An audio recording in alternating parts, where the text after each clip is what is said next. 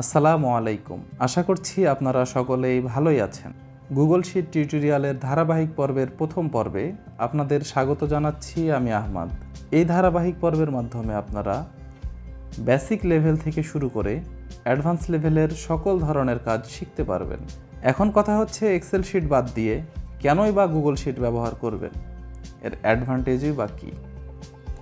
এর অ্যাডভান্টেজগুলো হলো এটি একটি অনলাইন শিট, যার ফলে একই শিট বিভিন্ন স্থান থেকে বিভিন্ন জন এটিকে নিয়ন্ত্রণ করতে পারে এবং আপনি চাইলেই এটিকে অফলাইনেও ব্যবহার করতে পারেন। এটি আপনি চাইলেই মোবাইল দিয়েও কন্ট্রোল করতে পারেন। আমরা যখন এক্সেল শিটে কাজ করি তখন আমাদের একটু পরপরই সেটাকে সেভ করার প্রয়োজন হয় এবং হঠাৎ যদি বিদ্যুৎ চলে যায় তখন আমরা ব্যাপক সমস্যায় পড়ে যাই। কিন্তু এই ক্ষেত্রে গুগল শিট প্রতি সেকেন্ডে আপনার কাজকে অটো সেভ করে দেয়। তো চলুন আজকের ভিডিও শুরু করি।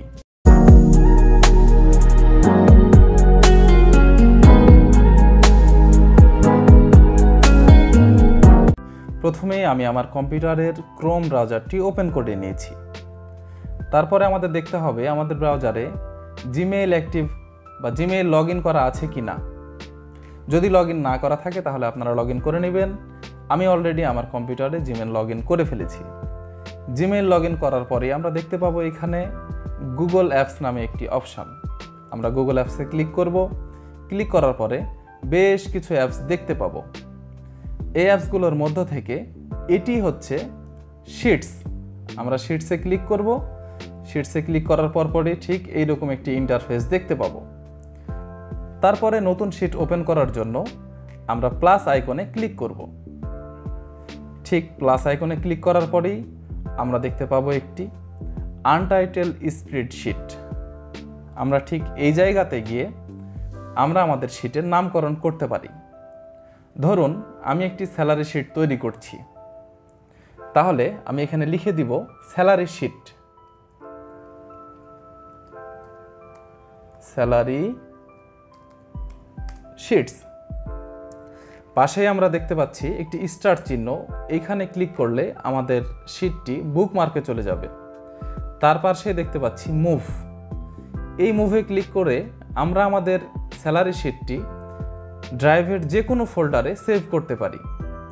তারপরে আমরা দেখতে পাচ্ছি এখানে ডকুমেন্ট স্ট্যাটাস। ডকুমেন্ট স্ট্যাটাসে ক্লিক করলে আমরা ঠিক এই জায়গাতে দেখতে পাবো যে আমরা ডকুমেন্টটি অফলাইনে ব্যবহার করতে চাচ্ছি কিনা। আমি অলরেডি করে ফেলেছি, যার জন্য আমি দেখতে পাচ্ছি this document is ready for offline use. তারপরে আমরা চলে আসি সাবশিটগুলোতে। আমি যদি চাই এইখানে আরও কিছু শিট বাড়াবো, তাহলে আমরা জাস্ট প্লাস আইকনে ক্লিক করব। আমাদের শিট 2, শিট 3, শিট 4 ইত্যাদি শিট আমরা বাড়াতে পারবো। যদি আমরা রিনেম করতে চাই তাহলে আমরা দুইভাবে রিনেম করতে পারি। প্রথমত ব্যাকবারে ক্লিক করে রিনেম করব। রিনেম করে আমরা শিটটির নাম দিতে পারি, যেমন জানুয়ারি।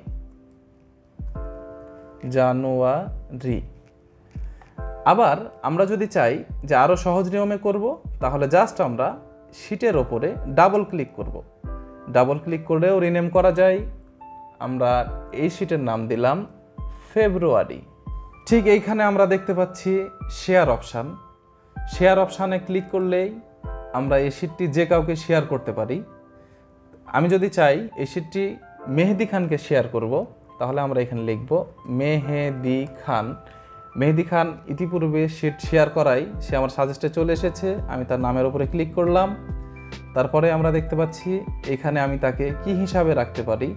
যদি আমি এডিটরে ক্লিক করে তাকে সেন্ড করি তাহলে তাকে আমি এডিটর হিসাবে নিতে পারবো। যদি কমেন্টরে রেখে সেন্ড করি তাহলে তাকে আমি কমেন্টর হিসাবে রাখতে পারবো। সে শুধু কমেন্ট করবে আর অন্য কিছু করতে পারবে না। যদি তাকে আমি ভিউয়ার হিসাবে রাখতে চাই তাহলে সে শুধু দেখতে পাবে, বাট এডিট করতে পারবে না। এখানে ইচ্ছামতো ক্লিক করার পরে আমরা তাকে মেলটি সেন্ড করব। সেন্ড করলে সে একটি মেল পাবে এবং সে আমাদের শিটটি ভিউয়ার অপশানে রাখলে দেখতে পাবে, কমেন্টার অপশানে রাখলে কমেন্ট করতে পারবে, এডিটর অপশানে রাখলে এডিট করতে পারবে। সাপোজ আমি তাকে এডিটর হিসাবে রাখতে চাচ্ছি, সেন্ড করলাম। অলরেডি তার কাছে একটি মেল চলে গেছে এবং সে আমাদের শিটটি দেখতে পাচ্ছে। এখন যদি আবার ক্লিক করি তাহলেও আমি দেখতে পাবো যেখানে আহমদুল্লাহ শুধু ভিউয়ার হিসাবে আছে, সে শুধু দেখতে পাবে। মেহেদি খান এডিটর হিসাবে আছে, সে এডিট করতে পারবে।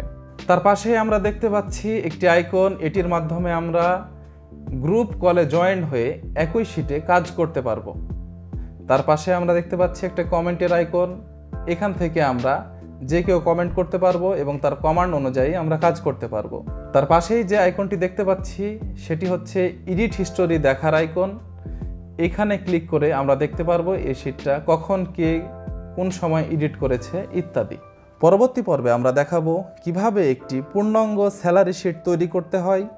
সে পর্যন্ত সবাই ভালো থাকুন, সুস্থ থাকুন। আল্লাহ হাফেজ।